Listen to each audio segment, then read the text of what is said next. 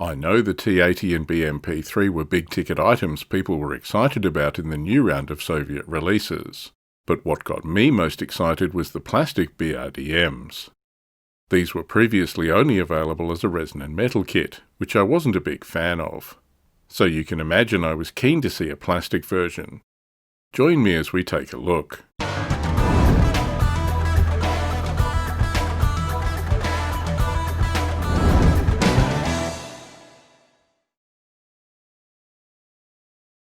My BRDMs came in this very battered-looking Soviet Shock Tank Company box set. You can see this box has had a hard journey to Australia, but everything seems to have survived okay. As well as the BRDMs, this box has some T-80s, BMP-3s, Su-25 Frogfoot aircraft and Hind helicopters. The new plastic BRDMs are also available in the BRDM Recon Platoon box set. I'm going to need to get one of these to supplement the 5 BRDMs in the box set.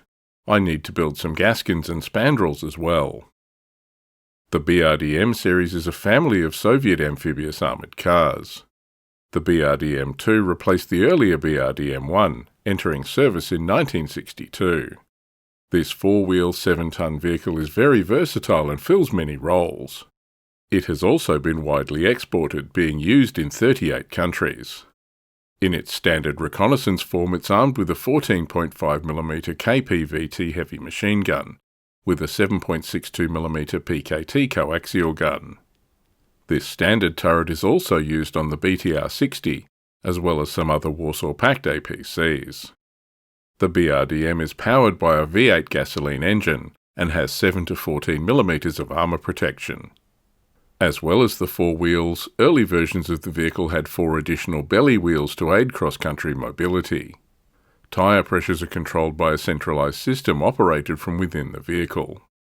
In amphibious operation, the BRDM is powered by a water jet and has a front trim vane for stability. It has a crew of 4, driver, co-driver, commander and gunner. The only entry or exit is through the large hatches above the driving positions in front of the turret. This makes boarding or leaving the vehicle in combat impractical. Common variants of the BRDM replace the turret with anti-air or anti-tank missiles. The AA variant is the SA-9 Gaskin. There have been several missile-armed anti-tank variants, armed with the AT-2 Swatter, AT-3 Saga and AT-5 Spandrel. Let's look at the plastic. The starter set contains 5 BRDMs, while the Recon Platoon box has 4.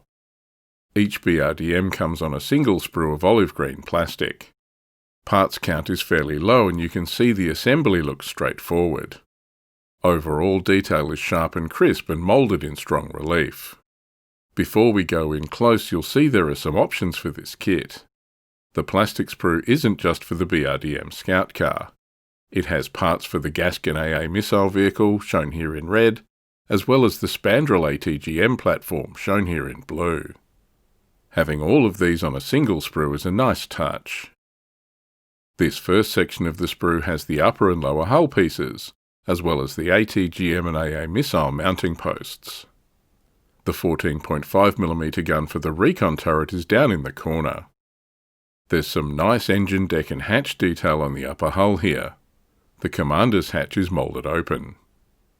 Generally the detail here is nice, but the circular object on the side of the hull just aft of the driver's hatch is meant to be the reel for some commo wire.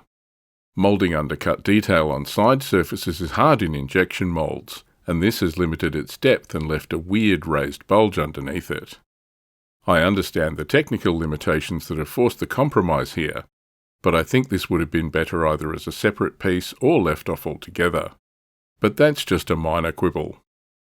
The second sprue has the hull side and rear pieces, AA missile boxes and ATGM tubes, as well as the Recon turret and hatches. The wheels are moulded integral with the hull side pieces. This simplifies construction and eliminates the biggest headache of the resin kit, fitting separate wheels. It's hard to overstate how much this is an improvement over the resin kit. There's some good tyre and tread detail here. There's no trace of the 4 auxiliary chain-driven belly wheels under the hull. These were removed in later versions of the BRDM, so it's not an issue not to have them represented here. The hatch is the commander's hatch, and the larger circular piece is the ATGM sight which fits over the commander's position. You only need to fit this sight for the Spandrel version. Here are the launcher boxes for the Spandrel AA missile. You get 2 spare missile boxes that fit onto the hull side, as well as a 3-part launcher assembly. The other parts are the Spandrel ATGM missile tubes, rear hull piece and the recon turret. So those are the parts for the BRDM Scout car in plastic. This is a great improvement over the resin and metal kit, and the sprue can build all the variants of the vehicle used in Team Yankee. That makes this kit very versatile. The parts look great and are generally well engineered. Assembly looks simple and straightforward, although there is the possibility for assembling the AA and ATGM launchers incorrectly. I would suggest consulting reference material during assembly. But this is a great kit. I'm glad to have it in plastic. Let's look at using the BRDM-2 Scout car on the tabletop. This is the Soviet unit card for a BRDM-2 Recon platoon. It's a tank unit which has the amphibious, infrared and spearhead special rules. Amphibious means impassable water counts as difficult going. Infrared means the unit rolls 2 dice on the night visibility table and takes the highest result. But it's spearhead that's one of the main uses for recon units in Team Yankee. Spearhead allows you to expand your deployment area. Check the specifics of this rule on page 69 of the rulebook. Stats are fairly straightforward for Soviet troops. Morale and remount are okay at 3+, but skill is 5+ and assault is 6. Counterattack is 4+. Front armour is 1, with 0 on the sides and top. This is enough armour to protect against small arms, but the vehicle is vulnerable to anything heavier. BRDM is a wheeled vehicle with a cross of 4+, so keep it out of difficult terrain if you can. Tactical move is 10 inches or 25 centimetres. Terrain dash is no better and even cross-country is only 18 inches. But if you get BRDMs onto a road network they can zoom across the table.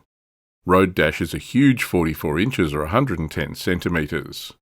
If you can get a clear run, particularly along a road, these might be able to make a quick dash for an objective. That takes us to the weapon stats. The BRDM-2's main gun is a 14.5mm heavy machine gun. This has a 20-inch range with anti-tank 5 and 5+ firepower. These can punch holes in light vehicles and some light APCs, but expect to fail some firepower tests if you do penetrate. The BRDM also has a 7.62mm coaxial machine gun in the turret.